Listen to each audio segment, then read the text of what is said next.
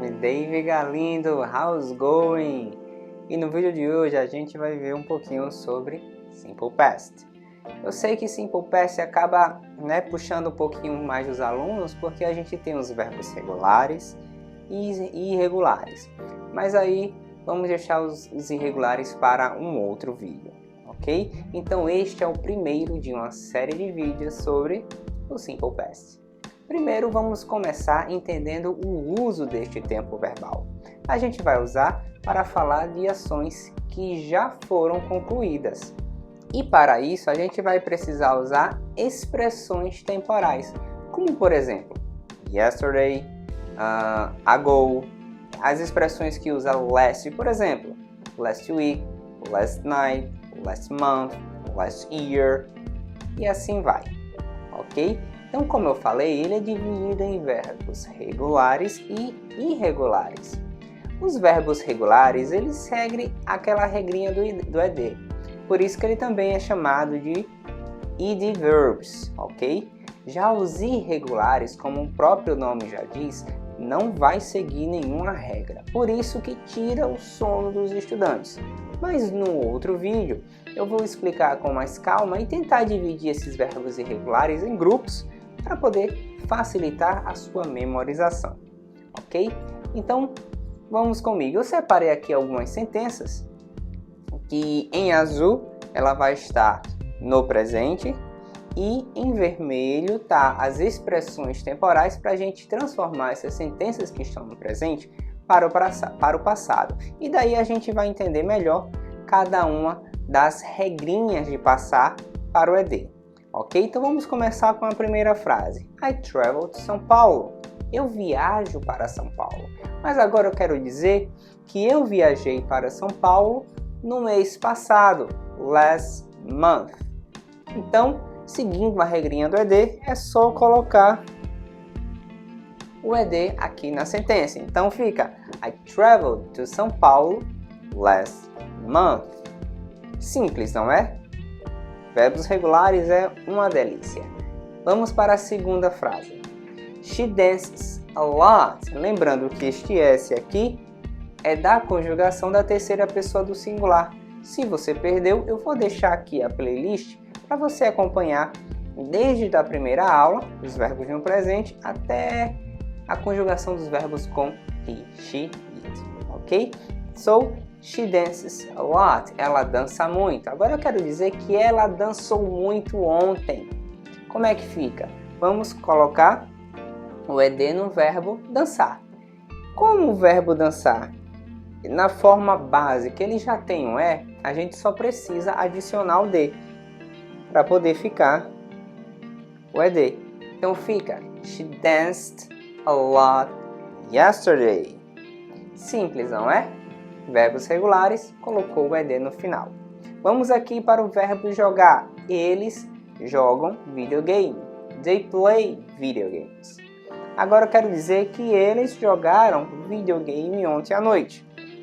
Seguindo a regrinha do ED, they played video game last night. Até aqui, tudo certo. A gente vai ver que vai mudar um pouquinho, mas no final das contas vai continuar recebendo esse ED para transformar para o passado, mas com uma pequena diferença. Vamos ver aqui o verbo estudar, to study. Eu digo o seguinte, nós estudamos francês. We study French, ok? Agora eu quero dizer que nós estudamos francês 3 anos atrás, 3 years ago. Então, como é que fica? O verbo to study, ele é um pouquinho diferente do verbo play, que apesar de terminar em Y, antes do Y, no caso do study, ele vai ter uma consoante. Já o play, ele vai ter uma vogal.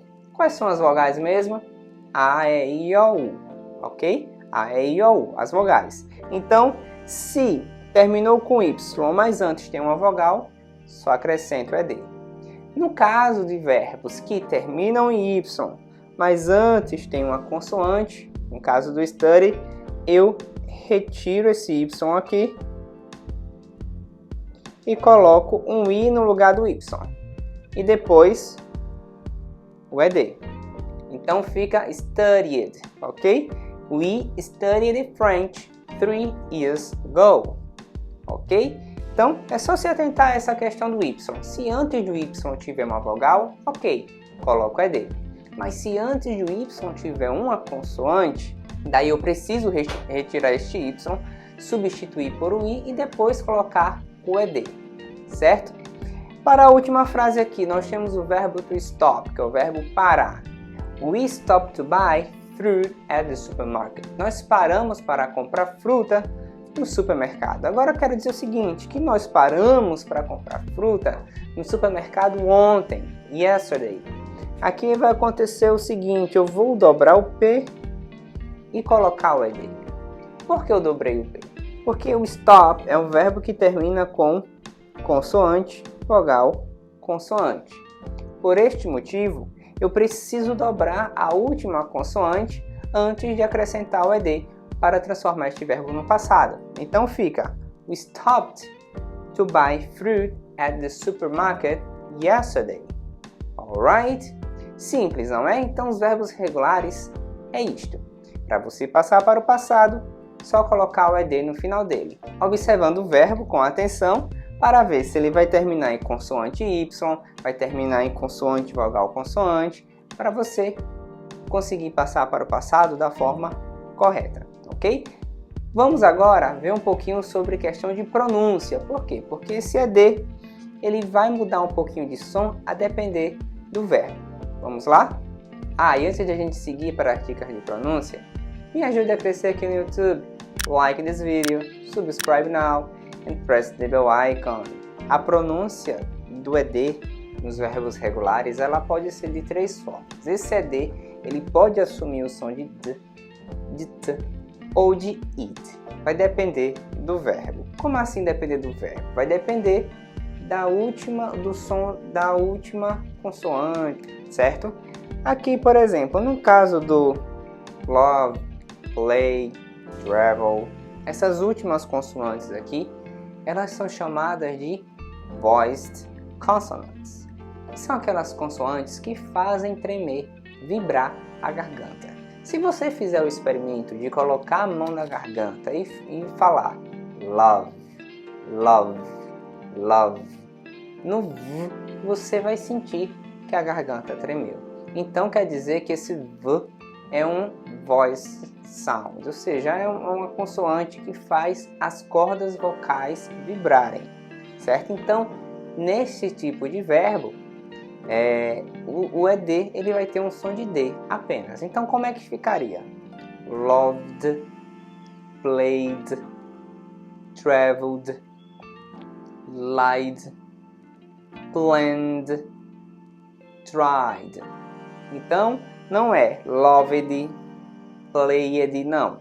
Loved, played.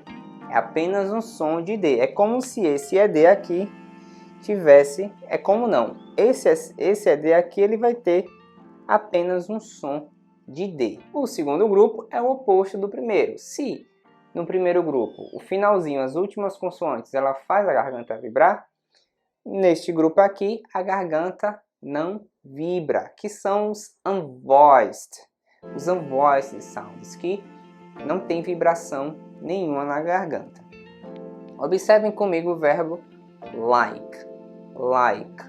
Bota a mão na garganta e sinta a diferença de like para love, love, love. Observe que no verbo like, o k ele não faz nenhum tipo de vibração.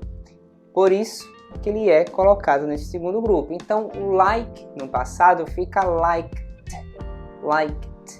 É como se esse ED tivesse um som de T, apenas T. Todos esses verbos. Vamos lá?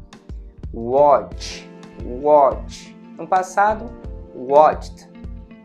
Wash. No passado, washed.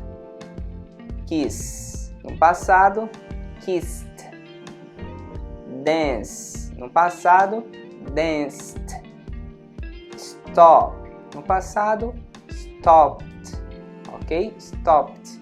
Nenhum desses verbos aqui vai ter vibração no último som lá, no último fonema, na última consoante, ok? A tradução desses verbos eu vou deixar nos comentários, alright? E o último grupo? Se um é quando vibra a garganta, o segundo é quando não vibra. E o terceiro grupo? Se o primeiro grupo ele tem um som de D, no segundo é D, ele vai ter um som de T. Então, no terceiro grupo são os verbos que terminam com T ou com D. Neste caso, a gente vai adicionar um som. Esse ED vai ter um som de id. Id. Por exemplo, o verbo need. No passado fica needed. É como se eu colocasse um i entre os dois Ds, para justamente não ficar uma coisa junta. Needed, needed. Não fica legal. Então, needed. Vamos lá. Want, wanted, wanted. Visit, visited, visited. Ok? Ah, mas o study, ele não termina com D, ele termina com Y. Mas, quando a gente vai colocar o ED, a gente não fala studied, né? A gente fala studied, studied. É como se realmente ele terminasse com D. E esse ED, ele tivesse som de id, ok? Studied. Então, vocês podem voltar o vídeo para praticar verbo a verbo, ver essas questões de fonema. Eu também vou deixar nos comentários um link para vocês verem as consoantes que são voiced e unvoiced, para vocês praticarem com outros verbos. Alright? Espero que vocês tenham gostado do vídeo. See you! Bye bye!